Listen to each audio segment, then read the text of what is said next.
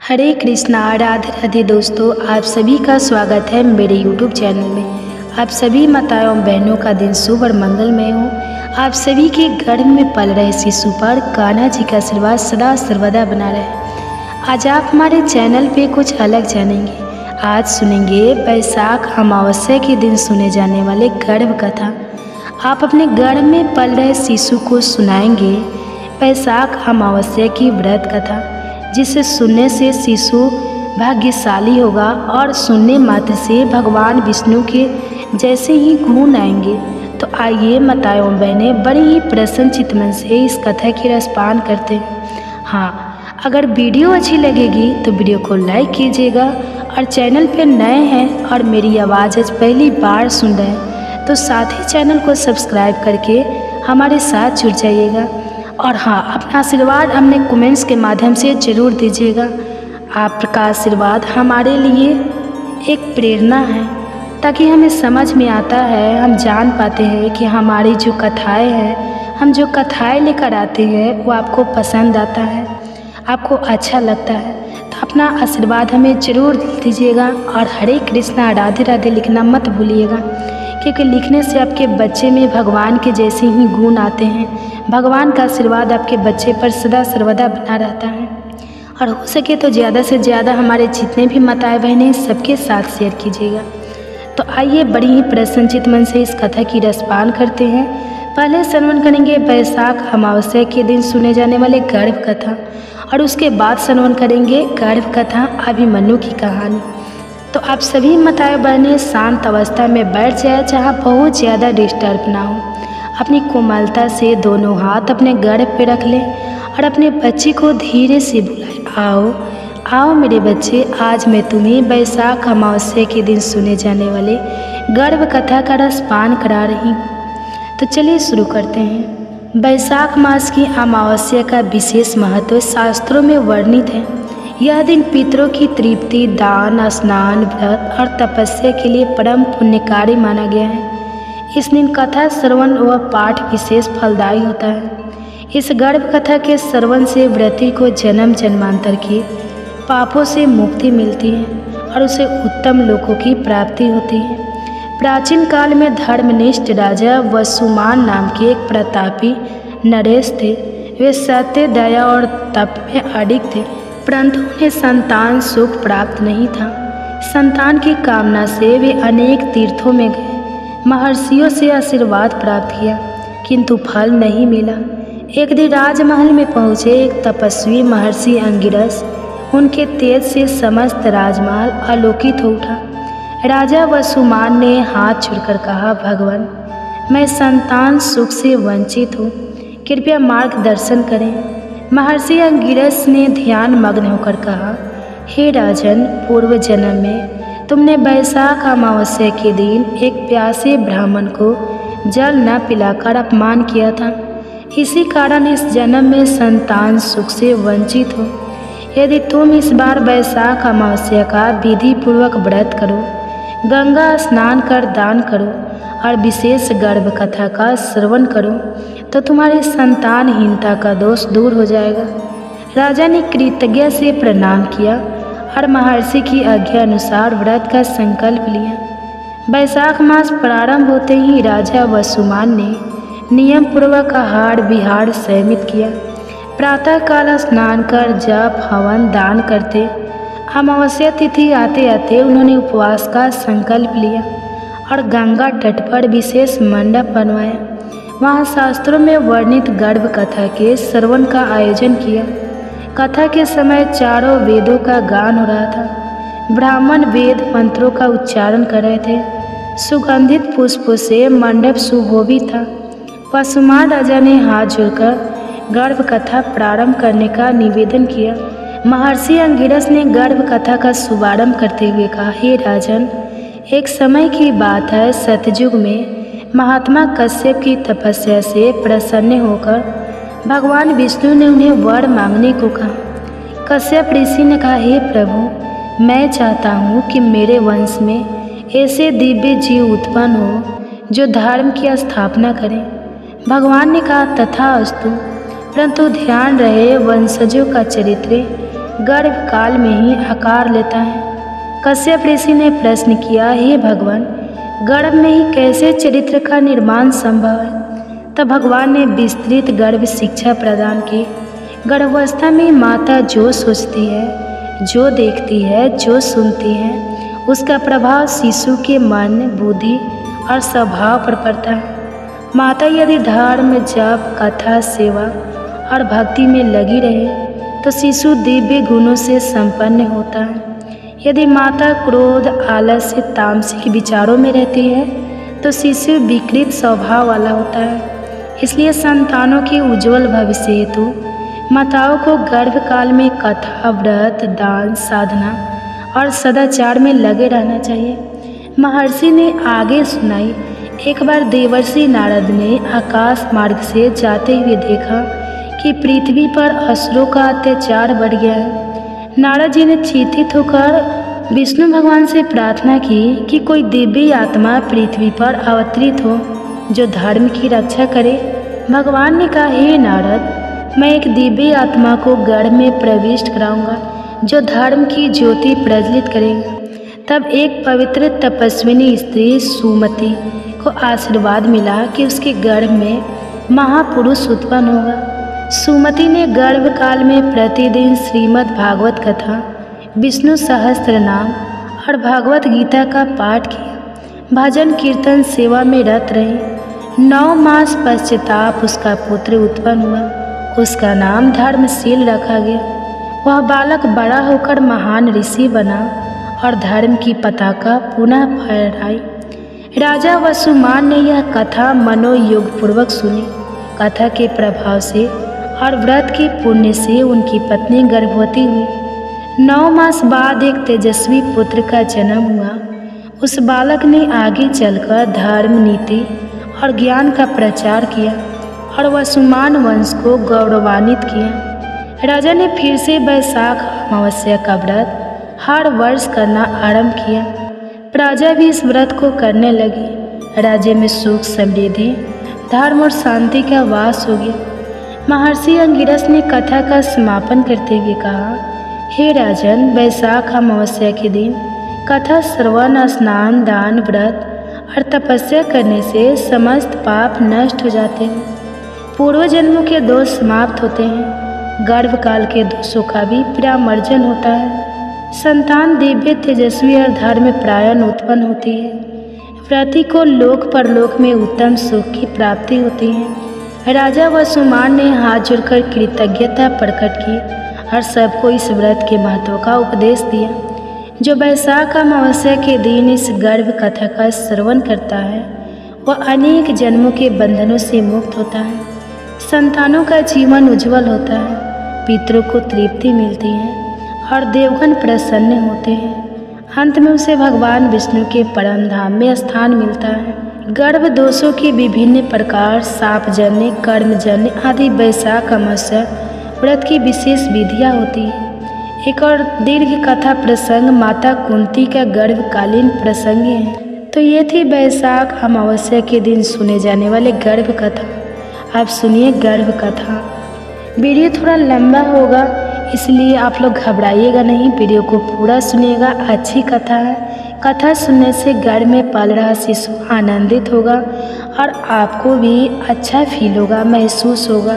गर्भवती माता पूरी ध्यान से सुने और हो सके तो शेयर करें, क्योंकि ज्ञान बांटने से ही तो फल मिलता है। गर्भ कथा माताओं बहनें, आपसे अनुरोध है कि वीडियो को पूरा देखिएगा। आधा अधूरा ज्ञान हमेशा आधा अधूरा ही रहता है, इसलिए कभी भी वीडियो को काट काट कर नहीं देखिएगा और हो सके तो ज़्यादा से ज़्यादा शेयर कीजिएगा, क्योंकि ज्ञान बांटने से ही फल मिलता है। इसीलिए हो सके तो शेयर कीजिएगा। जितने भी माताएं बहनें हैं सबके साथ शेयर कीजिएगा और वीडियो को पूरा देखिएगा शुरू से अंत तक। अच्छी कथा है, आपको अच्छी लगेगी। कथा श्रवण करने के बाद आपको अच्छा फील होगा, इसलिए वीडियो को ज़्यादा देखिएगा और हो सके तो वीडियो को लाइक करके कमेंट्स में हरे कृष्णा राधे राधे जरूर लिखिएगा और अपना आशीर्वाद हमें कमेंट्स के माध्यम से जरूर दीजिएगा।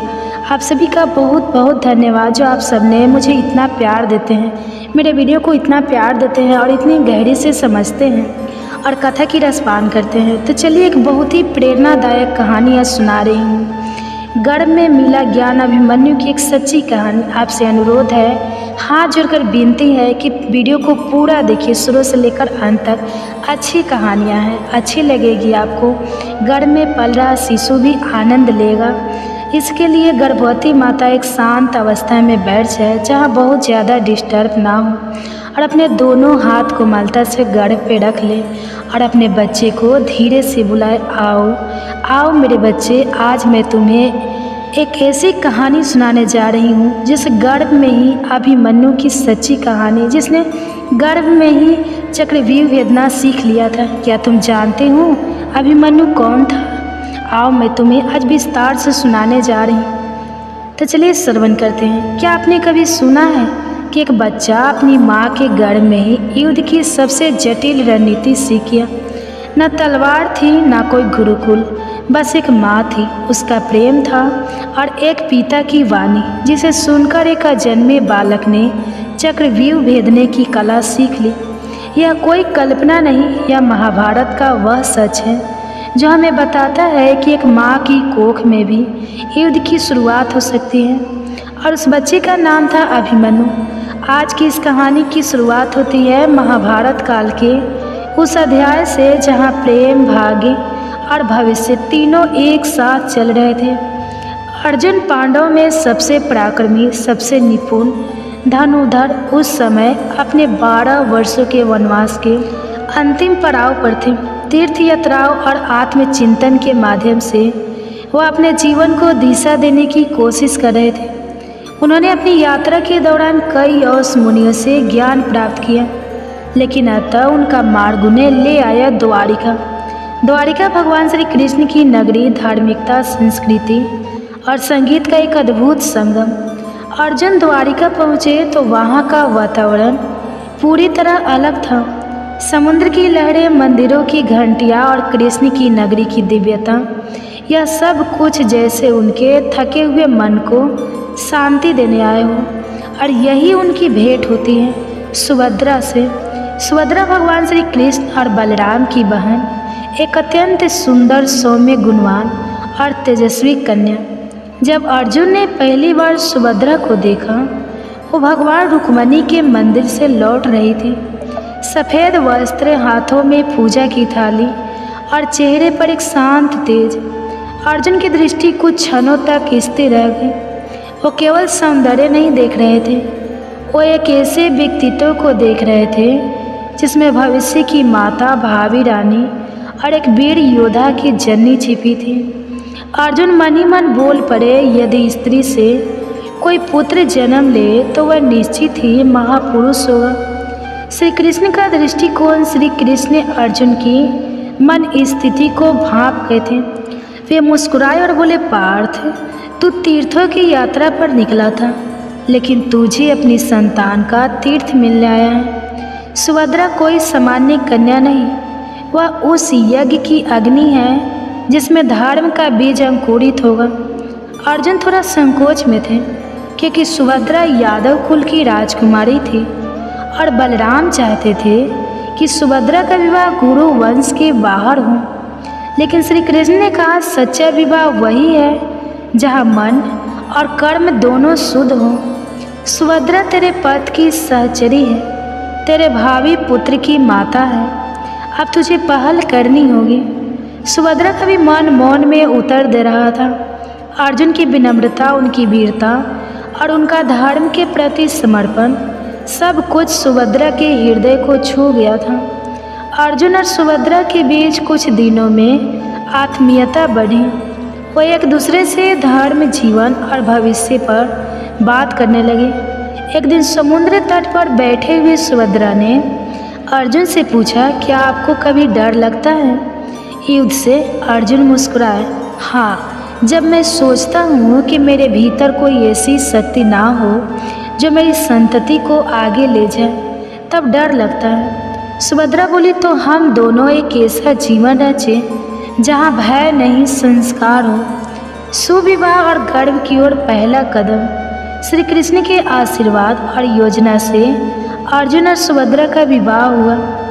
एक दिव्य उत्सव की तरह शंखनाद, मंत्र, पुष्प वर्षा। और उसी दिन भगवान श्री कृष्ण ने सुभद्रा के कान में कहा, अब तू केवल मेरी बहन नहीं, अब तू एक संस्कार देने वाली माँ बनेगी। तेरे गर्भ में जो आत्मा आएगी वो केवल योद्धा नहीं, वो धर्म का पूर्ण निर्माण करेगा। और यही से उस कथा की शुरुआत होती है जो केवल युद्ध के मैदान तक सीमित नहीं है, बल्कि गर्भ में शुरू हुई एक महान गाथा कथा है। एक माँ, एक पिता और एक अजन्मे बच्चे के बीच का ऐसा पवित्र संवाद जिसने जन्म दिया। अभिमन्यु को विवाह के कुछ महीनों बाद सुभद्रा ने अर्जुन को वह शुभ समाचार दिया जिसका वह हृदय से इंतजार कर रहे थे। प्रभु, मेरे गर्भ में आपके पुत्र का जीवन अंकुरित हो चुका है। अर्जुन कुछ क्षणों तक मौन रह गए। उनके मन में जैसे कोई अनदेखा दीपक जल उठा। उन्होंने सुभद्रा के चरणों में सिर रखकर कहा, तुम केवल मेरी पत्नी नहीं, अब इस राष्ट्र की भावी शक्ति की जननी बन चुकी हो। और वहीं से शुरू हुई गर्भ शिक्षा की वो यात्रा जिसे आज भी इतिहास सिर झुकाकर याद करता है। गर्भ संस्कार की शुरुआत अर्जुन ने अपने शास्त्रों को शांति से एक ओर रख दिया। अब उनकी तलवार, उनका धनुष, वाणी, विचार और ध्यान बन गए थे। उन्होंने निश्चय किया, मैं अपने पुत्र को गर्भ से ही योद्धा बनाऊंगा, लेकिन केवल बाहुबल से नहीं, बुद्धि, विवेक और धर्म से सुसज्जित योद्धा। उन्होंने सुभद्रा के लिए एक विशेष कक्ष बनवाया जहाँ रोज वेदों का पाठ होता, शुद्ध वायु प्रभावित होती, मंदिर की घंटियाँ बजती और जहाँ कोई नकारात्मक विचार प्रवेश नहीं कर सकता। चक्रव्यूह की शिक्षा गर्भ के भीतर की पहली कक्षा। एक दिन जब सुभद्रा 7वें महीने में थी, अर्जुन उन्हें लेकर महल के उद्यान में बैठे। चारों ओर नीम की छाया, हरे वृक्षों की मंद हवा और शांत वातावरण में अर्जुन ने कहना शुरू किया, प्रिय, आज मैं तुम्हें वह युद्ध प्रणाली समझाऊंगा जिसे चीर पाना किसी साधारण योद्धा के बस की बात नहीं होती। इसका नाम है चक्रव्यूह। सुभद्रा ने उत्सुकता से कहा, क्या यह रचना युद्ध को जीतने का उपाय है? अर्जुन बोले, नहीं, यह रचना युद्ध को रोकने का उपाय है। जो इसे समझ ले वह शांति तक पहुंच सकता है। और फिर उन्होंने सुभद्रा को बताना शुरू किया कैसे चक्रव्यूह 7 परतों का एक घूर्णशील कवच होता है। हर परत एक भ्रूण है, हर द्वार पर एक महारथी होता है और प्रवेश करते करते योद्धा अपने आप को भूल जाता है। गर्भ में सुन रहा था कोई जब अर्जुन यह सब समझा रहे थे। सुभद्रा तो केवल श्रोता थी, लेकिन कोई और था जो हर शब्द को आत्मा की गहराई से सुन रहा था। वो था अजन्मा अभिमन्यु। गर्भ में परंतु पूर्ण चेतना में जैसे जैसे अर्जुन चक्रव्यूह की परतों की बात करते, अभिमन्यु की गति बढ़ती जाती। सुभद्रा ने अर्जुन का हाथ पकड़ा और कहा, मुझे लगता है मेरा गर्भ मुझे उत्तर दे रहा है। अर्जुन मुस्कुराए और बोले, वह कोई साधारण आत्मा नहीं है, उसे यह ज्ञान अब आत्मा की स्मृति में अंकित हो रहा है। अधूरी शिक्षा एक नियति लेकर जब अर्जुन 7वीं परत तक पहुँचे और बाहर निकलने की विधि बताने ही वाले थे, सुभद्रा को अचानक नींद आने लगी। गर्भ का भार, मौसम की गर्मी और गढ़ ज्ञान की थकान, सुभद्रा सो गई। अर्जुन ने भी बात रोक दी, पर शायद नियति को यही मंजूर था। अभिमन्यु ने चक्रव्यूह में प्रवेश करना सीख लिया था, पर निकलने का मार्ग अधूरा रह गया। पर श्री कृष्ण की दृष्टि में यह भी पूर्ण था। शाम को श्री कृष्ण महल आए। उन्होंने सुभद्रा के सोते हुए चेहरे को देखा, फिर अभिमन्यु के गर्भ की ओर दृष्टि की। मुस्कुराकर बोले, बालक ने जितना सुन लिया वही योगों के लिए पर्याप्त है, क्योंकि इसमें केवल अर्जुन की वाणी नहीं थी, इसमें माँ की उपस्थिति, प्रेम और शक्ति भी समाहित थी। उन्होंने सुभद्रा के सिर पर हाथ रखा और कहा, यह बालक तुम्हारे गर्भ से नहीं, तुम्हारी श्रद्धा से जन्म लेगा। और यहीं से बन गया वह आधार जिस पर जन्मा इतिहास का सबसे तेजस्वी योद्धा अभिमन्यु।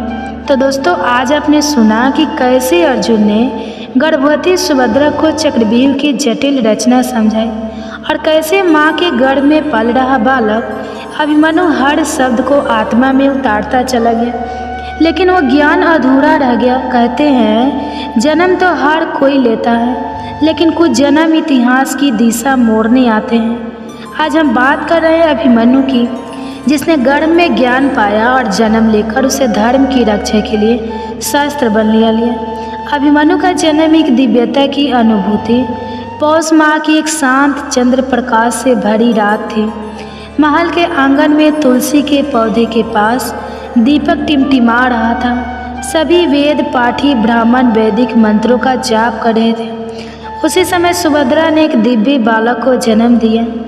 बालक का रंग स्वर्ण सा दमकता हुआ था, नेत्र गहरे शांत पर तेजस्वी, चेहरे पर वैसा तेज जैसा देवताओं में होता है। उसका नाम रखा गया अभिमन्यु। अर्जुन ने जब उसे पहली बार गोद में लिया तो उन्होंने आंखें बंद कर एक ही बात कही, यह केवल मेरा पुत्र नहीं, यह धर्म का सिपाही है। बचपन के लक्षण जब खेल भी शिक्षा थे। अभिमन्यु साधारण शिशु नहीं था। जहाँ अन्य बच्चे खिलौने से खेलते, वहाँ वह लकड़ी की तलवार से यद्धाव जैसी मुद्राओं का अभ्यास करता। 3 वर्ष की उम्र में धनुष को हाथ में थाम लिया। 4 वर्ष में एक बार में 7 घंटे तक ध्यान स्थल बैठना। 5 वर्ष में उसने एक बार बाल कृष्ण की मूर्ति को देखकर कहा, माँ, यह वही है जिन्होंने गर्भ में मुझसे बात की थी। सुभद्रा सतबद्ध रह गई। उन्हें समझ आ गया अभिमन्यु को केवल जन्म नहीं मिला है, उसे स्मृति भी मिली है। गर्भ में सुनी गई हर बात अब उसके व्यवहार, भाव और विचार में उतर चुकी थी। शिक्षा का प्रारंभ गुरु कृपाचार्य और गुरु दौरे। अर्जुन ने तय किया कि अभिमन्यु को महर्षि कृपाचार्य से शिक्षा दिलाई जाएगी। कृपाचार्य ने जैसे ही अभिमन्यु को देखा, बोले, यह बालक तो प्रकृति से ही योद्धा है। इसके अंदर कोई तप्त अग्नि है जो सीखने के लिए तैयार है। कृपाचार्य ने उसे ध्वनि की दिशा से शत्रु को पहचानना, घोड़े की चाल समझना और सामरिक ध्यान सिखाना शुरू किया। 10 वर्ष की उम्र में वह गुरु द्रोणाचार्य के आश्रम पहुंचा, जहां भीष्म, कर्ण और द्रोण स्वयं उसकी प्रतिभा देखकर चकित हो गए। द्रोण ने कहा, यदि अर्जुन की छाया को देखना हो तो अभिमन्यु को देखो, लेकिन ध्यान रहे यह केवल छाया नहीं, यह अपने आप में प्रकाश है। कर्ण से पहली मुलाकात और अद्भुत संवाद। एक दिन अभिमन्यु की भेंट कर्ण से हुई। कर्ण ने मुस्कुराकर कहा, तुम अर्जुन पुत्र हो, क्या तुम में वैसा ही पराक्रम है? अभिमन्यु शांत भाव से बोला, मेरे पास गर्भ की शिक्षा है और उसमें डर सिखाया ही नहीं गया। सभी विस्मित रह गए। शब्दों में ना अहंकार था ना व्यंग, बस एक गर्भ में बोई गई आत्मा की स्पष्टता थी।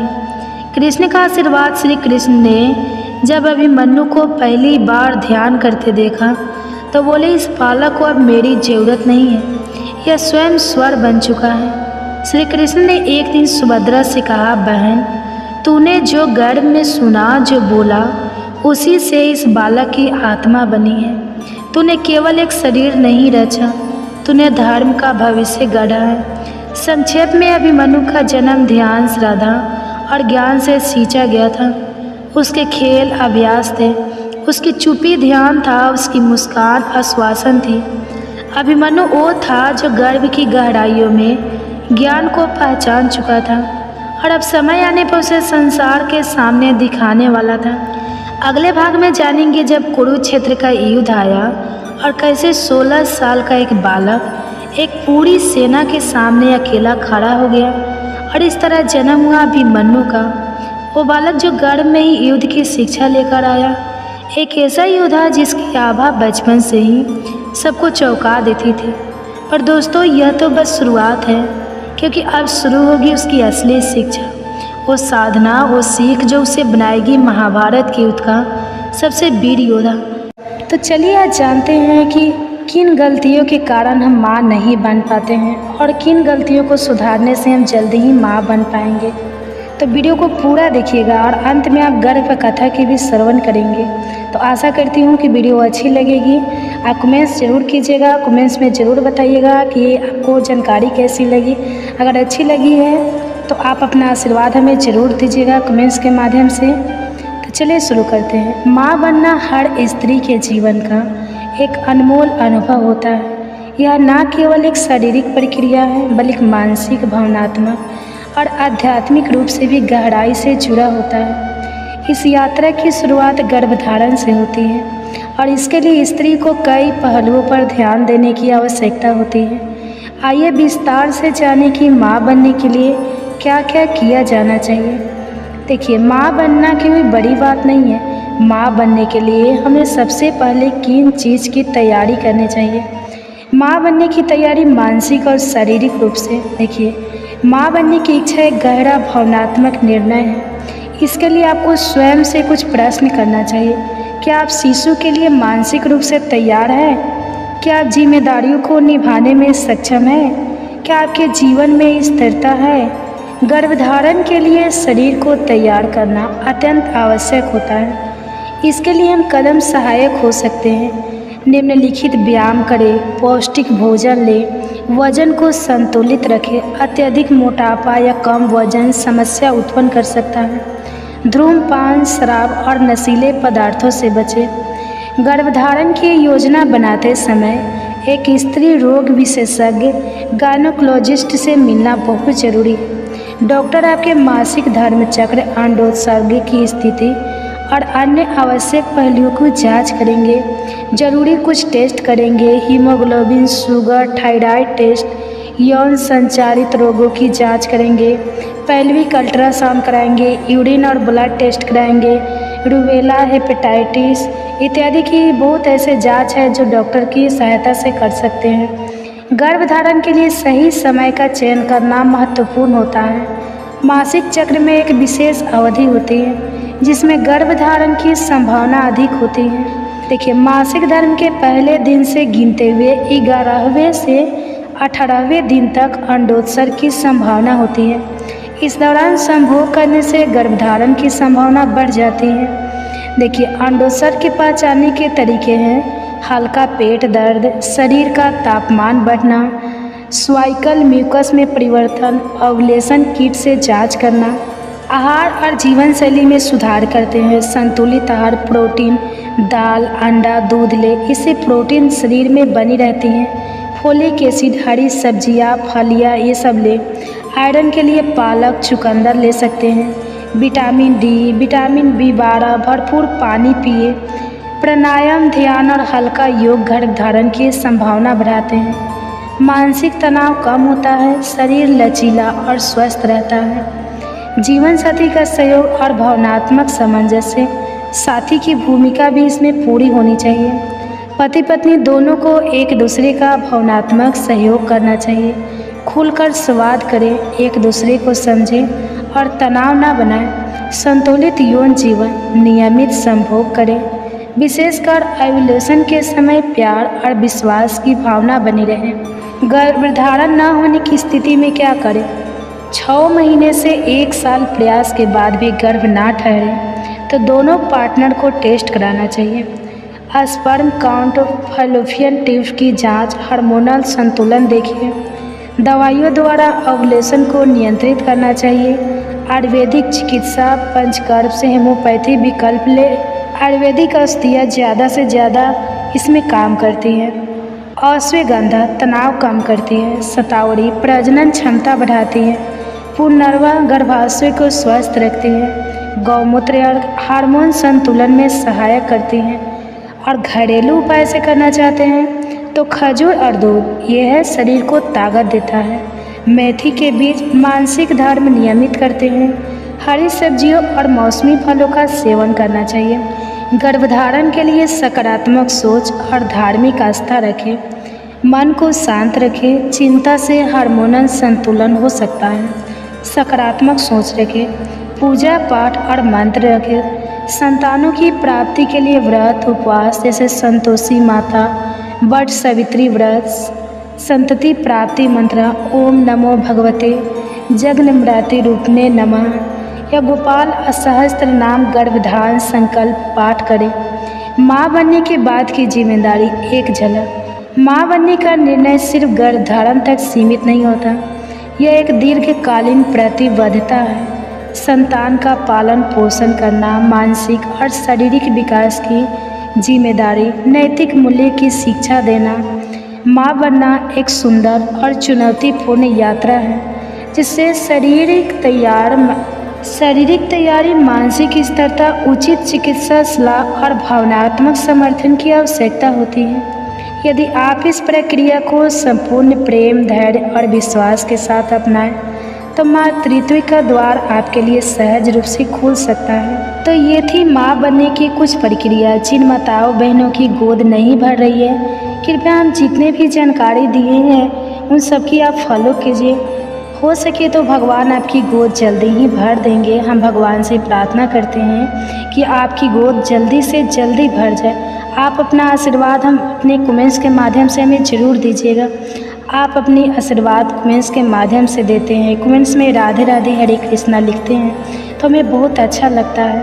हमें सकारात्मक अनुभव होता है कि हमारी जो कहानी है वो आपको अच्छी लग रही है। तो जितने भी माताएं बहनें गर्भधारण की हुई है, वो अगर आप ये वीडियो देख रहे हैं तो अब आपके लिए है। आप श्रवण कीजिए गर्भ कथा। क्या आपने कभी सोचा है कि एक अजन्मा बच्चा अपनी माँ की भावनाओं को महसूस कर सकता है? क्या माँ का हर विचार, हर अनुभव गर्भ में पल रहे शिशु की सोच, उसका व्यवहार और उसका भविष्य तय कर सकता है?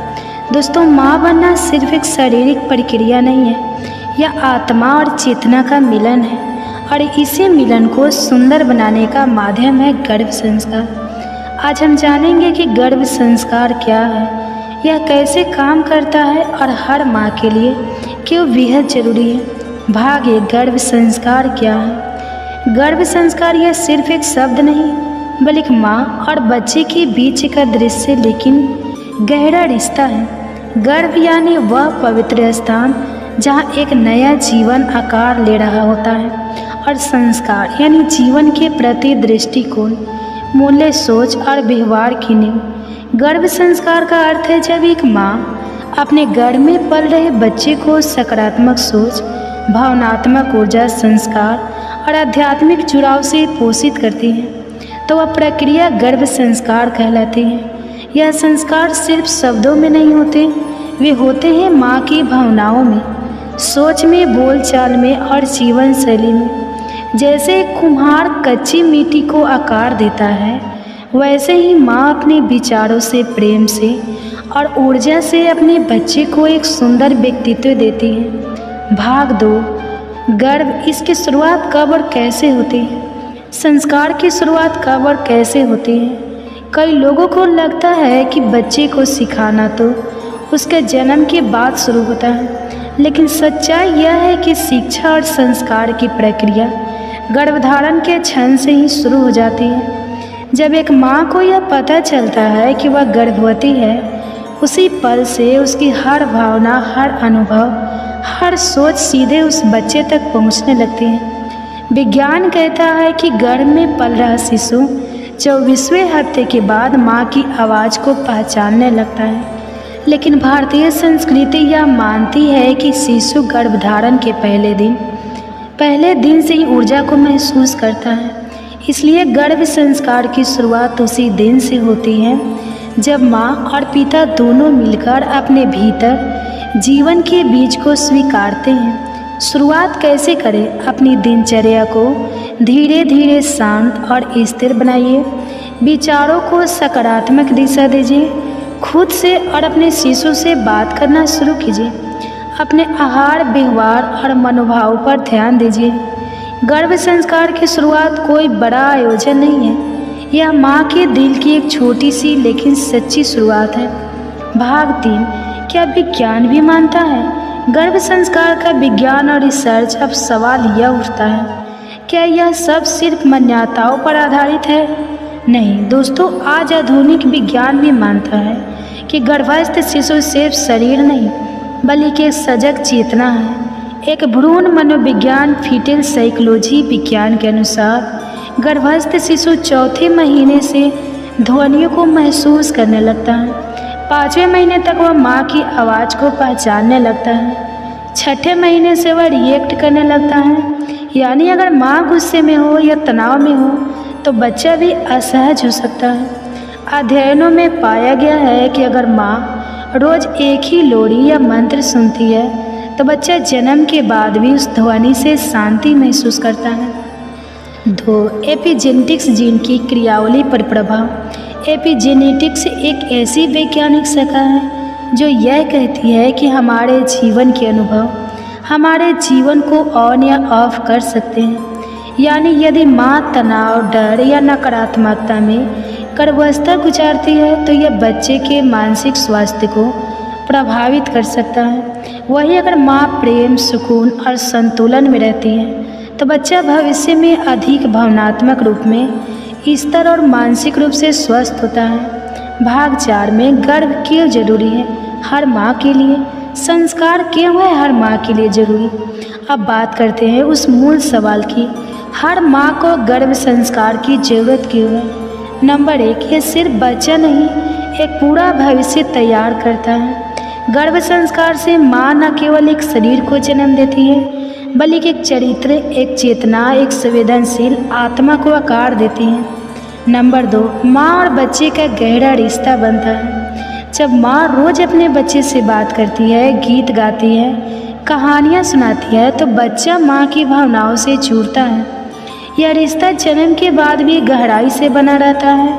नंबर 3, माँ खुद मानसिक रूप से शांत और स्थिर रहती है। गर्भ संस्कार का अभ्यास माँ को आत्मचिंतन, ध्यान और भावनात्मक शुद्धता देता है। उसे हर दिन अपने भीतर झांकने का अवसर मिलता है। नंबर 4, पूरे परिवार को जोड़ता है। गर्भ संस्कार में पिता, दादा, दादी और घर के सभी सदस्य भावनात्मक रूप से शामिल हो सकते हैं। इससे परिवार में एक साथ आनंद और जुड़ाव आता है। भाग 5, गर्भ संस्कार कैसे काम करता है। अब सबसे ज़रूरी बात, यह प्रक्रिया असल में काम कैसे करती है। गर्भ संस्कार को आप एक ऊर्जा का आदान प्रदान मान सकते हैं। माँ के भीतर जो विचार, भावनाएं, आवाज़ें और धारणाएं हैं वही बच्चे की चेतना के बीच बन जाती हैं। गर्भ संस्कार की कार्य प्रणाली इस तरह होती है। नंबर 1, ध्यान और मन की स्थिति से जब माँ ध्यान करती है तो उसका मन शांत होता है। यह शांति सीधे शिशु को मिलती है जिससे उसका भावनात्मक विकास बेहतर होता है। नंबर 2, ध्वनि और कंपन। वाइब्रेशन से मंत्र, संगीत और सकारात्मक शब्दों की ध्वनि माँ के शरीर से होकर बच्चे तक जाती है। यह ध्वनियाँ शिशु की कोशिकाओं तक ऊर्जा पहुँचाती हैं। नंबर 3, रोज़मर्रा के विचारों से जो बातें माँ सोचती है, मुझे डर लग रहा है या मैं बहुत खुश हूँ, यह बातें बच्चे के अवचेतन मन सबकॉन्शियस में संग्रहित होती हैं। नंबर 4, खान पान और शरीर की क्रियाओं से जो आहार माँ लेती हैं उसका सीधा प्रभाव शिशु के शारीरिक विकास पर पड़ता है। लेकिन सिर्फ भोजन नहीं, माँ की पाचन शक्ति, नींद, तनाव स्तर और हार्मोनल संतुलन सब कुछ शिशु को प्रभावित करता है। यही कारण है कि गर्भ संस्कार को संपूर्ण जीवन शैली की प्रक्रिया माना जाता है जिससे शरीर, मन, आत्मा तीनों का समन्वय होता है। भाग 6, गर्भ संस्कार की मुख्य विधियाँ। अब सवाल आता है, हम गर्भ संस्कार को व्यवहारिक रूप से कैसे अपनाएं। गर्भ संस्कार कोई भारी भरकम कर्म कांड नहीं है, ये तो प्रेम, ध्यान और सहजता से की जाने वाली एक सुंदर दिनचर्या है। यहाँ कुछ प्रमुख विधियाँ और अभ्यास दिए जा रहे हैं जिन्हें हर माँ और पिता भी अपनी दिनचर्या में शामिल कर सकते हैं। नंबर 1, ध्यान और प्राणायाम। Meditation and breathing. दिन की शुरुआत 10 से 15 मिनट के ध्यान और गहरी श्वास से करें। यह माँ के मन को शांत करता है और गर्भस्थ शिशु को स्थिर ऊर्जा देता है। ध्यान के दौरान कल्पना करें कि एक सुनहरी रोशनी आपके गर्भ में फैल रही है और शिशु को सुरक्षा और प्रेम दे रही है। नंबर 2, सकारात्मक स्वाद, पॉजिटिव ऑफ मेंजस। रोज शिशु से प्रेम से बात करें, तुम स्वस्थ और खुश हो, तुम जीवन में सुंदर कार्य करोगे, मैं तुम्हें प्यार देती हूँ। यह स्वाद बच्चे के अवचेतन में गहराई से बसता है। नंबर 3, मंत्र और संगीत। मंत्र और म्यूजिक थेरेपी। सुबह या शाम गायत्री मंत्र एवं शांत धुन या शक्ति संगीत सुने। वैज्ञानिक शोध भी बताते हैं कि शांत संगीत भ्रूण की हृदय गति को स्थिर करता है। माँ के गाए गाना गाए भजन या लोरी जन्म के बाद भी शिशु को पहचान में आते हैं। नंबर 4, प्रेरणादायक पढ़ाई और ग्रंथ श्रवण।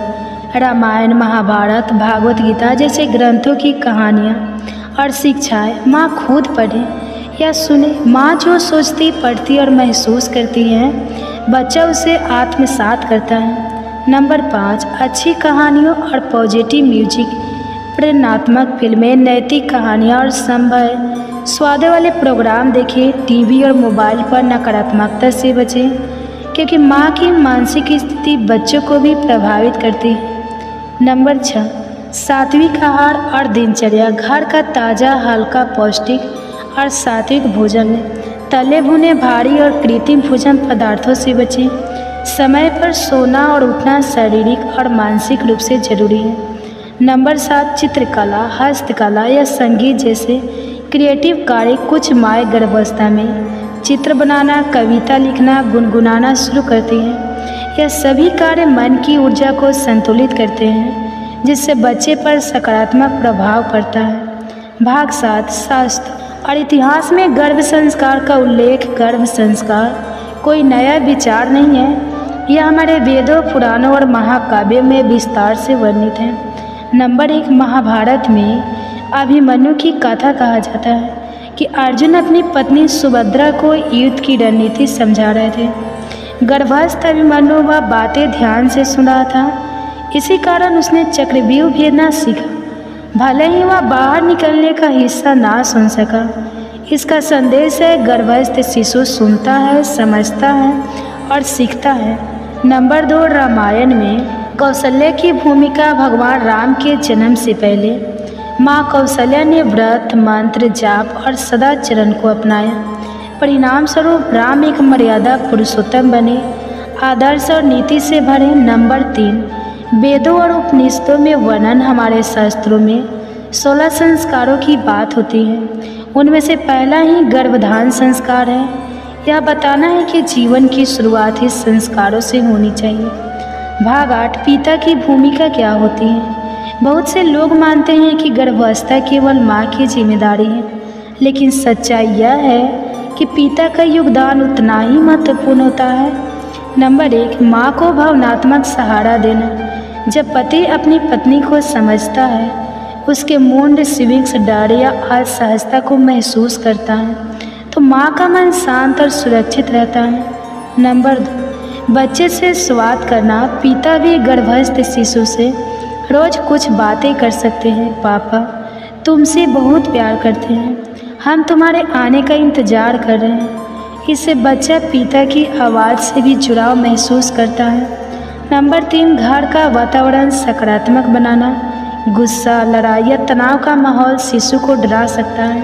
पिता अगर घर में खुशहाली, सहयोग और समझदारी का वातावरण बनाए रखते हैं, तो गर्भ संस्कार और भी असरदार होता है। भाग 9, इसे दिनचर्या में कैसे शामिल करें। Positive routine. अब बात करते हैं सबसे ज़रूरी पहलू की, गर्भ संस्कार की रोज़ की ज़िंदगी में शामिल कैसे करें।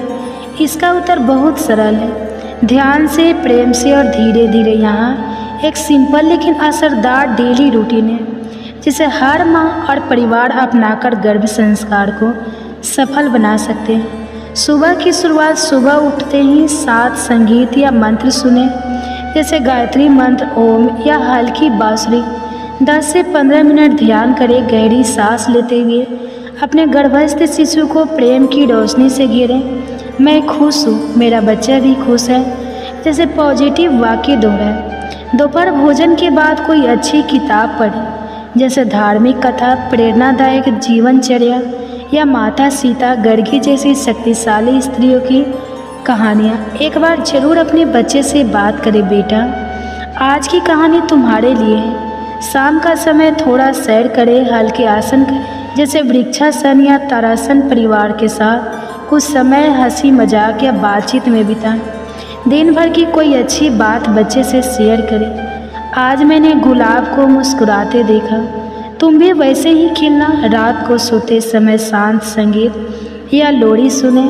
हाथ गर्भ पर रखकर 3 से 4 मिनट ध्यान करें। दिल से कहे मैं तुम्हें प्यार करती हूँ। बेटा, आज का दिन सुंदर रहा। बस ये छोटी छोटी बातें मिलकर एक महान गर्भ संस्कार प्रक्रिया बन जाती है। भाग 10 संस्कार से जुड़े आप मिथक और उनकी सच्चाई। मिथक एक गर्भ संस्कार सिर्फ धार्मिक लोगों के लिए होता है। सच्चाई, गर्भ संस्कार एक मानसिक और भावनात्मक प्रक्रिया है, चाहे व्यक्ति किसी भी धर्म का हो या हर माँ के लिए उपयोगी हो। मिथक दो बच्चा तो कुछ नहीं समझता, यह सब फालतू है। सच्चाई, विज्ञान ने साबित किया है कि गर्भ में पल रहा शिशु ध्वनियाँ सुन सकता है, माँ की भावनाओं को महसूस कर सकता है और उनसे प्रभावित भी होता है। मिथक 3 या सब करने के लिए बहुत टाइम चाहिए। सच्चाई, गर्भ संस्कार को आप अपनी मौजूदा दिनचर्या में आसान तरीकों से शामिल कर सकते हैं। सिर्फ 15 से 30 मिनट भी बहुत असरदार होते हैं। मिथक 4 या सिर्फ महिला की जिम्मेदारी है। सच्चाई, गर्भ संस्कार एक पारिवारिक प्रक्रिया है। इसमें पिता, दादा, दादी, भाई बहन सभी शामिल होकर बच्चे को स्नेह और सुरक्षा का वातावरण दे सकते हैं। भाग 11 गर्भ संस्कार से बच्चे पर क्या प्रभाव होता है। आप जानते हैं आखिर इन सारी बातों का बच्चे पर असर कैसे पड़ता है। गर्भ संस्कार के कारण बच्चे में यह गुण विकसित हो सकते हैं। नंबर 1, बुद्धिमत्ता। बुद्धिमत्ता में वृद्धि। जो बच्चे गर्भ में अच्छे संगीत, कहानियों और पॉजिटिव वाइब से पोषित होते हैं, उनका तार्किक और भावनात्मक विकास तेज होता है। नंबर 2, आत्मविश्वास और स्थिरता। ऐसे बच्चे अपने विचारों को खोलकर रख पाते हैं, जीवन में आने वाली चुनौतियों से संतुलन के साथ निपटना जानते हैं। नंबर 3, नैतिकता और करुणा। गर्भ में सुनी गई अच्छी कहानियाँ, मंत्र और माँ की सकारात्मक सोच बच्चों को दयालु, संस्कारी और जिम्मेदार बनाती हैं। नंबर 4, मानसिक और भावनात्मक संतुलन। गर्भ संस्कार से बच्चे में कम गुस्सा, कम डर और ज़्यादा सहनशीलता विकसित होती है। नंबर 5, स्वास्थ्य और रोग प्रतिरोधक क्षमता। शांत और स्वस्थ वातावरण में पल रहे बच्चों का इम्यून सिस्टम मजबूत होता है। भाग 12 समापन। एक माँ के विचारों से बदल सकता है एक जीवन। आज आपने जाना कि गर्भ संस्कार क्या है, यह कैसे काम करता है और क्यों हर माँ के लिए इतना जरूरी है। गर्भ संस्कार कोई किताब का अध्याय नहीं, बल्कि हर उस माँ की कहानी है जो अपने बच्चे को सिर्फ जन्म ही नहीं देना चाहती, बल्कि उसे एक बेहतर इंसान भी बनाना चाहती है। जब एक माँ खुद पर काम करती है, अपने विचारों पर, भावनाओं पर, अपने जीवन पर, तो उसका असर सिर्फ उस बच्चे पर नहीं, बल्कि पूरे समाज पर पड़ता है। एक माँ जब ध्यान करती है, मंत्र सुनती है, प्यार से बोलती है, तो उसके गर्भ में पल रहा शिशु हर उस ऊर्जा को अपने अंदर समाहित कर लेता है। वो जो संस्कार बनते हैं, आज व कल एक सभी समझदार और संवेदनशील समाज बनाएंगे। तो गर्भ संस्कार अपनाइए, सिर्फ एक स्वस्थ बच्चा नहीं, बल्कि एक प्रकाशमान भविष्य को जन्म दीजिए। यदि ये वीडियो आपको उपयोगी, भावुक और प्रेरणादायक लगी हो तो इसे लाइक कीजिए, ताकि हम जान सकें कि ऐसी और कहानियाँ आपको पसंद हैं। इसे उन माताएं, बहनों और परिवारों तक पहुँचाइए जिनके लिए यह जानकारी एक जीवन बदलने वाला अनुभव हो सकता है। कमेंट्स में हमें बताइए, क्या आपने कभी गर्भ संस्कार को महसूस किया है? क्या आप भी इस यात्रा को अपनाना चाहेंगे? अगर आप इस विषय पर और वीडियो देखना चाहते हैं तो चैनल को अभी सब्सक्राइब करें, और हाँ, हमारी गर्भ संस्कार सीरीज के अन्य भाग भी जरूर देखें, जिनमें सच्ची कहानियाँ हैं, हर माँ की आवाज़, हर माँ का अनुभव है। गर्भ कथा। आप सभी माताओं एवं बहनें आज हमारे यूट्यूब चैनल पे श्रवण करेंगे कृष्ण के जन्म के समय की स्तुति। तो माताओं एवं बहनें, आपसे अनुरोध है कि वीडियो को लाइक कीजिएगा, और चैनल पे नए हैं तो चैनल को सब्सक्राइब करके बेल आइकन को ऑन कर लीजिएगा, ताकि ऐसे ही वीडियो के नोटिफिकेशन आप सभी के पास सबसे पहले पहुँचे। कहा जाता है कि गर्भावस्था में अगर पूरी भागवत ना भी सुन पाए तो कृष्ण के जन्म के समय की स्तुति अपने गर्भ में पल रहे शिशु को जरूर श्रवण कराना चाहिए। श्रवण करने से गर्भ में पल रहे शिशु पर भगवान के जैसे ही गुण आते हैं। तो आइए बड़े ही प्रसन्न चित्त मन से इस कथा का रसपान करते हैं। मथुरा नगरी के हृदय में जब अंधकार धीरे धीरे गहराने लगा, अत्याचार की छाया लोगों की आत्मा को डसने लगी थी। कंस का आतंक दिन प्रतिदिन बढ़ता जा रहा था। धर्म के लिए यह काल रात्रि के समान था। नर नारी पशु पक्षी यक्ष गंधर्व सभी किसी चमत्कारी ज्योतिष की प्रतीक्षा कर रहे थे। देवकी वासुदेव की अर्धांगिनी मथुरा के राजमहल में अपने 8वें पुत्र की गर्भधारण की अवस्था में थी। वह पुत्र कोई साधारण जीवात्मा नहीं, स्वयं श्रीहरि का अंश था। देवकी का गर्भ धारण करना मानव सृष्टि के मध्य अंधकार में एक दीपक के जलने के समान था। जब नारद मुनि को यह ज्ञात हुआ कि नारायण स्वयं इस धरा पर अवतरित होने वाले हैं, वे अत्यंत प्रसन्न हुए। वे तत्काल ब्रह्मलोक, कैलाश, यमलोक, इंद्रलोक सभी में यह शुभ समाचार फैलाने लगे। देवगण एकत्र होकर क्षीर सागर के निकट पहुँचे, जहाँ भगवान विष्णु विश्राम कर रहे थे। सभी देवताओं ने उनके चरणों में गिरकर प्रार्थना की। विष्णु भगवान ने उत्तर दिया, मैं शीघ्र ही देवकी के गर्भ से प्रकट होकर मथुरा में जन्म लूँगा। जैसे जैसे गर्भ के महीने बढ़ते गए, देवकी के तन में तेज और चेतना असाधारण रूप से प्रकट होने लगी। वासुदेव ने देखा कि उनकी पत्नी के मुख पर दिव्य आभा है। वह केवल एक माता नहीं थी, वे अब संपूर्ण ब्रह्मांड के पालनहार की जननी बनने जा रही थी। गर्भस्थ कृष्ण स्वयं भी उस गर्भ में ध्यान मग्न रहते हुए संसार की स्थितियों को जान रहे थे। वे स्वयं योगेश्वर थे और वहाँ से भी वे समस्त घटनाओं का संचालन कर रहे थे। देवकी कई बार स्वप्न में दिव्य दृश्य देखती। कभी श्रीहरि का शंख, चक्र, गदा और शंख पग दिखाई देता, कभी गोकुल के हरे भरे वन। एक रात्रि जब देवकी विश्राम कर रही थी, आकाशवाणी के रूप में देवताओं की स्तुति गूंज उठी। जय देव जनार्दन, योगेश्वर, जगत धारा, जगत के पालक, योग माया के स्वामी, तुम ही सृष्टि के आदि हो, तुम ही अंत। हे कृष्ण, तुम्हारा गर्भ में रहना भी संपूर्ण त्रिलोकी को पावन कर रहा है। देवकी के गर्भ में तुम दीपक हो, जो अंधकार में ज्ञान की ज्योति जगा रहा है। तव नाम मात्र से पाप विनष्ट होते हैं। गर्भवासी होकर भी तुम त्रिलोक के नाथ हो। हे योगेश्वर, तुम्हारी लीला अमग्य है। अच्युतांत गोविंद नामो स्तुति। श्री कृष्ण जननी गर्भे स्थिति होकर भी तुम समस्त ब्रह्मांड का भार उठाते हो। 8वां मास पूर्ण होते ही मथुरा में भय और कौतूहल दोनों का अवतरण फैल गया। कंस को ज्ञात था कि देवकी का 8वां पुत्र उसकी मृत्यु का कारण बनेगा। उसने कारा पहरा बैठा दिया। कारागार के चारों ओर प्रहरी, बंद द्वार और ब्रज के समान दीवारें थीं, मगर नियति के आगे किसी की नहीं चलती। अष्टमी की रात्रि, रोहिणी नक्षत्र, अर्धरात्रि का समय, आकाश में घनघोर घटाएं छाई थी। बिजली कड़क रही थी, परंतु भीतर एक दिव्य प्रकाश फैला हुआ था। देवकी पीड़ा से काँप रही थी और वासुदेव उनके पास चुपचाप ध्यान मग्न खड़े थे।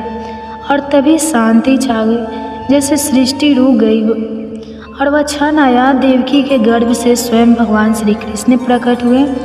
उनका स्वरूप दिव्य था, नवनीत के समान गीरा रंग, गोरा रंग, कमल नयन, सिर पर घुंघराले बालों में मोर मुकुट, गले में बैजंती माला, हाथों में शंख, चक्र, गदा और पग। वासुदेव और देवकी आवक रह गए। उनकी आंखों से आंसू बहने लगे।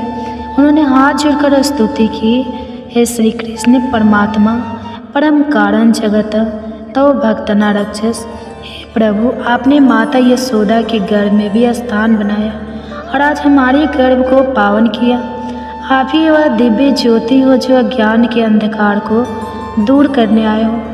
आपका यह जन्म लीला है, पर हर भक्त के लिए यह जीवन का सच्चा प्रकाश है। भगवान श्री कृष्ण ने माता पिता को आदेश दिया, मुझे गोकुल ले जाइए और वहाँ यशोदा के पास छोड़ आइए। योग माया मेरी स्थान लेगी। अचानक कारागार के सभी ताले खुल गए। पहरेदार निद्रित हो गए और यमुना मैया मार्ग देने को फूली सी सेज बन गई। वासुदेव ने श्री कृष्ण को टोकरी में रखकर गोकुल की ओर प्रस्थान किया। वर्षा हो रही थी, पर शेष नाग के फन फैलाकर उस दिव्य बालक को सुरक्षा दी। यमुना जी ने वासुदेव के चरण छूकर उन्हें मार्ग दिया। गोकुल पहुंचकर वासुदेव ने यशोदा के पास सो रही कन्या को लेकर श्री कृष्ण को वहाँ छोड़ दिया और लौट आए। गोकुल में सुबह का समय जब यशोदा ने आंखें खोली तो देखा कि उनके पास एक परम सुंदर बालक शांति से लेटा है। उनका हृदय ममता से भर गया। उन्होंने उसे अपने स्तनों से दूध पिलाया और नाम रखा कन्हैया। श्री कृष्ण की बाल लीला शीघ्र ही प्रारंभ हो गई। वह अपने बालपन में ही अपनी मोहक मुस्कान, आँखों की चंचलता और अद्वितीय सौंदर्य से सबका मन मोहने लगे। गोपियाँ उन्हें निहारते न आघाते अत्याचार की प्रतीक राक्षसी पूतना को कंस ने भेजा। वह सुंदरी रूप में आई और कृष्ण को दूध पिलाने के बहाने विष का स्तन लेकर पास पहुँची, परंतु श्री कृष्ण ने अपने मुख से उसका प्राण ही खींच लिया। राक्षसी वही ढेर हो गई। गोकुल में यह पहली बार था जब सबको ज्ञात हुआ कि यह बालक साधारण नहीं है। एक बार ब्रह्मा जी स्वयं श्री कृष्ण की लीला देखने आए। उन्होंने ग्वाल बाल और बछड़ों को छिपा दिया। श्री कृष्ण ने सबका रूप स्वयं धारण किया। ब्रह्मा ने अपनी मूल मानते हुए स्तुति की, ओम नमो भगवते वासुदेवाय नमो, ज्ञान मात्राय निर्गुणाय निर्गुणात्मने। प्रकट रूप में खेलते हुए भी आप अचिंत्य हैं, बालक रूप में लीला करते हुए भी आप साक्षात ब्रह्मा हैं। श्री कृष्ण का जन्म केवल एक घटना नहीं बल्कि पूरे युग के पुनर्निर्माण की शुरुआत थी।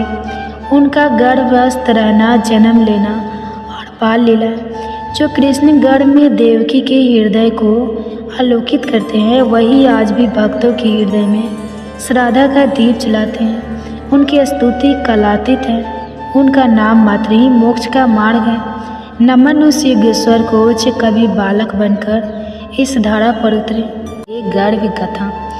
अगर वीडियो अच्छी लगेगी तो वीडियो को लाइक कीजिएगा और चैनल पे नए हैं तो चैनल को सब्सक्राइब कर लीजिएगा और कमेंट्स में हरे कृष्णा राधे राधे जरूर लिखिएगा। और हो सके तो ज़्यादा से ज़्यादा आप अपने फैमिली फ्रेंड के साथ शेयर भी कीजिएगा। गर्भ गीता केवल एक ग्रंथ नहीं बल्कि यह जीवन के गढ़ रहस्य को प्रकट करने वाला दिव्य प्रकाश है, जो आत्मा को जन्म मरण के बंधनों से मुक्त कर मोक्ष के पावन पथ पर ले जाता है। स्वयं भगवान श्री कृष्ण कहते हैं, जो श्रद्धा और भक्ति से गर्भ गीता का मनन करता है वह संसार के बंधनों से मुक्त होकर परम शांति को प्राप्त करता है। यह ग्रंथ न केवल आत्मशुद्धि का दीप जलाता है बल्कि गर्भवती माताओं के लिए भी अमृत के समान है।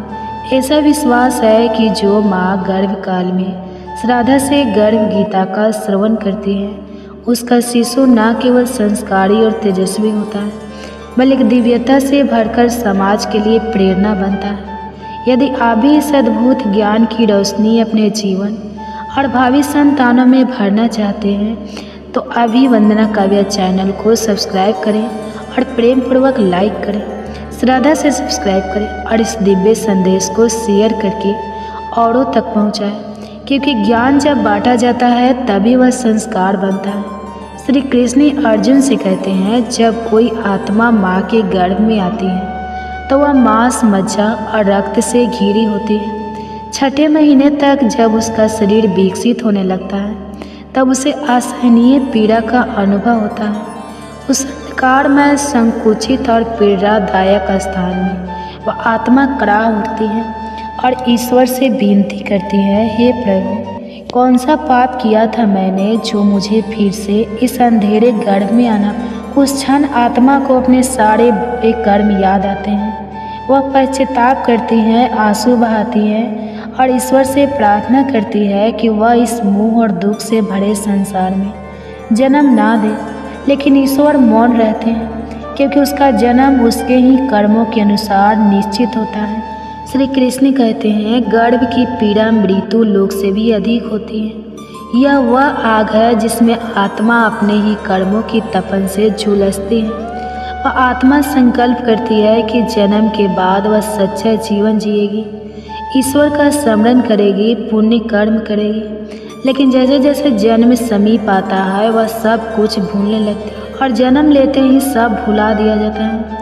फिर से वही मोह, वही माया, वही भटकाव और पुनः जीवन कर्मों के उसी चक्रव्यूह में उलझ जाता है। गर्भगीता में उस दिव्य सत्य का स्मरण कराती है जिसे आत्मा ने गर्भ में अनुभव किया था। एक बार फिर उस प्रकाश की ओर लौटने के लिए जहाँ से हम आए थे और जहाँ हमें लौटना है। गर्भ गीता केवल एक शास्त्र नहीं बल्कि मानव जीवन का दर्पण है। यह हमें यह समझने में सहायता करता है कि हमारे कर्म ही हमारे भविष्य की नींव है। यह ग्रंथ न केवल हमें आत्मज्ञान की ओर ले जाता है बल्कि हमारे जीवन को सच्चे अर्थों में सार्थक और प्रकाशमय बनाता है। गर्भ संस्कार की भक्ति और प्रभाव हमारे प्राचीन ग्रंथों में बार बार दर्शाए गए हैं। महाभारत में वीर अभिमन्यु इसका अनुपम उदाहरण है। जब अर्जुन सुभद्रा को युद्ध की एक जटिल रचना चक्रव्यूह को भेदने की विधि समझा रहे थे, तब गर्भ स्थित अभिमन्यु ने वह सवाल ध्यान पूर्वक सुना और वही ज्ञान वह दिव्य श्रवण भविष्य में क्षेत्र के रणभूमि में उसकी शक्ति बनकर प्रकट हुई। इसी प्रकार मार्कंडेय पुराण में सती मदालसा का वर्णन आता है। एक ऐसी दिव्य माता जो अपने गर्भस्थ शिशु को ज्ञान, विवेक और वैराग्य के संस्कारों से पोषित करती थी। वे अपनी संतान के गुण, स्वभाव और चरित्र को उसी समय गढ़ देती थी जब वह केवल गर्भ में था। उनकी गोद में जन्म लेने वाला हर शिशु मुनियों जैसा शांत, ज्ञानी और सत्य पथ का अनुयायी होता। गर्भ गीता और ऐसे दिव्य उदाहरण हमें यह सिखाते हैं कि गर्भ केवल जीवन की शुरुआत नहीं बल्कि आत्मा के संस्कारों का बीजारोपण है। यदि हम इस पावन ज्ञान को अपनाएं तो आने वाली पीढ़ियां न केवल संस्कारी होगी बल्कि समाज और संसार के लिए एक दिव्य प्रकाश बनेगी। विष्णु पुराण में प्रहलाद का उल्लेख आता है जो राक्षस कुल में जन्मे, लेकिन उनकी माता गर्भावस्था के दौरान देवर्षि नारद के आश्रम में रही और विष्णु भक्ति का श्रवण किया। परिणाम स्वरूप प्रहलाद जन्म से ही विष्णु के परम भक्त बन गए और अधर्म के विरुद्ध खड़े हुए। गर्भ गीता के प्रारंभ में अर्जुन भगवान से यही प्रश्न करते हैं कि आत्मा का बार बार जन्म क्यों होता है, इस जीवन में उसके कर्तव्य क्या है, किन पाप कर्मों के कारण वह अनेक दुख भोगता है और किन पुण्य कर्मों से वह जीवन में सुख प्राप्त करता है, अथवा कौन सा मार्ग है जिससे वह मोक्ष को प्राप्त करता है। अर्थात वह आत्मा कब भगवान में लीन होकर जन्म मरण के बंधनों से मुक्त होती है। लेकिन जिन्हें मुक्ति नहीं मिलती उन्हें विभिन्न योनियों में जन्म लेकर अपने पूर्व जन्मों के अच्छे बुरे कर्मों का फल भोगना पड़ता है। भगवान श्री कृष्ण मंद मुस्कान के साथ कहते हैं, हे अर्जुन, सच्चा भक्त वह नहीं जो केवल शब्दों में मेरा नाम लेता है, बल्कि वह है जो अपने हृदय में संपन्न की ज्योति प्रज्वलित करता है, जो अपने कर्मों को मेरी भक्ति में अर्पित करता है, जो मोह और अहंकार से मुक्त होकर प्रेम और सेवा के मार्ग पर चलता है।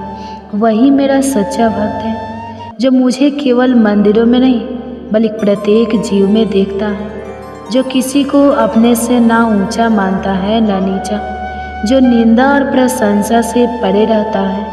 वही वास्तव में मेरे चरणों का अधिकारी है। श्री कृष्ण की इन वाणी से अर्जुन के हृदय में भक्ति की लहरें उमड़ पड़ी। उसने श्रद्धा से सिर नवाया और निवेदन किया, हे माधव, फिर यह संसार अज्ञान में क्यों भटकता है, क्यों यह मोह माया में उलझता इतना दुख सहता है। श्री कृष्ण बोले, हे पार्थ, यह संसार मोह का जाल है। मनुष्य अपने ही कर्मों में उलझकर जन्म और मरण के चक्र में फंस जाता है। जिसे वह सुख मानता है वही अंतर दुख का कारण बनता है। जिस दिन यह समझ जाएगा कि ना कुछ उसका था और ना कुछ उसका रहेगा, बस वही क्षण उसके मोक्ष की ओर पहला कदम होगा। श्री कृष्ण के इन वचनों ने अर्जुन के अंतःकरण को शुद्ध कर दिया। वह समझ गया कि संसार में सच्ची शांति केवल ईश्वर की शरण में जाकर अहंकार और माया का त्याग करने से ही संभव है। यह सुनकर अर्जुन गहन चिंतन में डूब गया। उसे भली भांति ज्ञात हो गया कि मनुष्य का भाग केवल उसके ही कर्मों की परिणति है। वह आगे बोला, हे केशव, यदि कर्म ही सब कुछ तय करते हैं तो क्या मनुष्य अपने कर्म बदलकर अपना भाग्य भी बदल सकता है? श्री कृष्ण ने स्नेहपूर्वक उत्तर दिया, हे पार्थ, निस्संदेह मनुष्य अपने सत्कर्मों के द्वारा अपने मनुष्य भविष्य को रूपांतरित कर सकता है। जैसे कोई अंधकार से प्रकाश की ओर बढ़ता है, वैसे ही कोई अपने दुष्कर्मों को त्याग कर पुण्य के पथ पर अग्रसर हो सकता है। जो अपने कर्म सुधार लेता है वही अपने जीवन में सुख और शांति प्राप्त करता है। अर्जुन की जिज्ञासा और भी प्रबल हो उठी। उन्होंने निवेदन किया, हे प्रभु, वह कौन सा कर्म है जो मनुष्य को सबसे उच्च स्थिति तक पहुंचा देता है, और वह कौन सा पाप है जिसके कारण उसे नरक की यातनाएं सहनी पड़ती हैं। श्री कृष्ण बोले, हे धनंजय, जो व्यक्ति परोपकार करता है, दूसरे के दुख हरता है, अपनी संपत्ति का उपयोग जन कल्याण में करता है और कभी असत्य, छल या अन्याय का मार्ग नहीं अपनाता, वह ऊंच लोकों को प्राप्त करता है और अतः मोक्ष को प्राप्त करता है। परंतु जो व्यक्ति लोभ, अधर्म और अन्याय में डूबा रहता है, जो दूसरे की संपत्ति हड़पता है और जो झूठ तथा कपट के सहारे अपनी इच्छाएं पूरी करता है, वो अपने पापों के कारण नरक की यातनाएं भोगता है। श्री कृष्ण के इन वचनों ने अर्जुन के अंदर को आलोकित कर दिया। वे भाव विभोर होकर बोले, हे माधव, अब मैं जान गया कि जीवन का सबसे बड़ा धर्म सत्य, सेवा और धर्म का पालन है। जिसने इसे स्वीकार कर लिया वही सच्चे सुख को प्राप्त करता है। श्री कृष्ण मुस्कुराए और बोले, हे अर्जुन, यही परम सत्य है। जो इस ज्ञान को अपने जीवन में उतार लेता है वही जन्म मरण के बंधनों से मुक्त होकर परम शांति को प्राप्त करता है। फिर भगवान श्री कृष्ण के मुखमंडल पर गंभीरता छा गई। वे बोले, हे अर्जुन, यह समस्त संसार कर्म के बंधनों से बंधा हुआ है। हर जीव अपने पूर्व जन्मों के कर्मों का ही फल भोगता है। अर्जुन की जिज्ञासा और भी बढ़ गई। उन्होंने पूछा, हे प्रभु, रक्त विकार उत्पन्न होने का क्या कारण होता है। भगवान श्री कृष्ण ने उत्तर दिया, हे पार्थ, जो पुरुष प्राय स्त्रियों के साथ कपट करता है, जो अपने सुख और संपत्ति के लिए दूसरों का अपमान करता है, और अगले जन्म में रक्त विकार जैसी पीड़ाओं से ग्रस्त होता है। अर्जुन ने पुनः पूछा, हे माधव, कोई व्यक्ति निर्धन क्यों जन्म लेता है। श्री कृष्ण बोले, हे अर्जुन, जो मनुष्य कभी भी दान नहीं करता, जो अपने धन को केवल अपनी सुख सुविधा में लगाता है और किसी भी सहायता नहीं करता, वह अगले जन्म में निर्धनता का जीवन पाता है। उसका भाग्य उसे दरिद्रता की ओर ले जाता है। अर्जुन का मन व्याकुल हो उठा। उन्होंने आगे प्रश्न किया, हे केशव, खंड, वायु, लकवा किस पाप का फल होता है। श्री कृष्ण ने उत्तर दिया, हे धनंजय, जो व्यक्ति अपने माता पिता का अपमान करता है, उनका तिरस्कार करता है और उनकी सेवा नहीं करता, उसे अगले जन्म में खंड, वायु का दंड भोगना पड़ता है। अर्जुन की आंखों में श्रद्धा छलकने लगी। उन्होंने फिर पूछा, हे प्रभु, कोई जन्म से अंधा या अपाहिज क्यों होता है। भगवान श्री कृष्ण बोले, हे अर्जुन, जो व्यक्ति जीवन में अन्याय करता है, जो किसी निर्देश के नेत्रों में आंसू लाता है, जो किसी की टांगे तोड़ने या उसे अपाहिज बनाने का अपराध करता है, वह अगले जन्म में स्वयं अंधवंतर या अपांगता का कष्ट झेलता है। अर्जुन का हृदय पीड़ा से भर उठा। वे बोले, हे प्रभु, कुछ स्त्रियां बाल विधवा क्यों होती हैं। श्री कृष्ण उत्तर देने लगे, हे अर्जुन, जो स्त्रियां अपने पति के साथ छल करती हैं, जो अपने जीवन को झूठ और कपट से चलाती हैं, वे अगले जन्म में बाल विधवा बनती हैं। ऐसे कर्म उन्हें दुख और पीड़ा के पथ पर ले जाते हैं। अर्जुन ने एक लंबी सांस ली और पूछा, हे माधव, यदि कर्म ही सर्वश्रेष्ठ है तो क्या मनुष्य अपने कर्मों को बदलकर अपने भविष्य को भी बदल सकता है। श्री कृष्ण मुस्कुराए और बोले, हे पार्थ, निसंदेह जो व्यक्ति अपने कर्मों को सुधार लेता है, जो सत्य, धर्म और सेवा के मार्ग पर चलता है, वह अपने जीवन को उज्जवल बना सकता है। इस संसार में एक ही अपरिवर्तनीय सत्य है, कर्म जो जैसा करता है वैसा ही फल प्राप्त करता है। अर्जुन ने हाथ जोड़ते हुए कहा, हे प्रभु, आपने जो ज्ञान दिया उसने मेरे अंतःकरण को शांति से भर दिया है। अब मैं जान गया हूँ कि जीवन में सबसे बड़ा धर्म सत्य, भक्ति और सेवा है। भगवान श्री कृष्ण मुस्कुराए और बोले, हे अर्जुन, जो इस ज्ञान को अपने जीवन में उतारेगा वह जन्म मरण के बंधन से मुक्त होकर परम शांति को प्राप्त करेगा। फिर श्री कृष्ण ने अर्जुन की ओर करुणा भरी दृष्टि डालते हुए कहा, हे पार्थ, निसंदेह मन अत्यंत चंचल और बलशाली है। यह उन्मत्त हाथी के समान है जो बिना लगाम के विपरीत दिशाओं में दौड़ता रहता है, परंतु हे अर्जुन, इसे संयम और निरंतर अभ्यास से नियंत्रित किया जा सकता है। अर्जुन ने एक लंबी सांस ली और पूछा, हे माधव, यह अभ्यास और संयम कैसे किया जाए? क्या कोई सरल मार्ग है जिससे मन को वश में किया जा सके?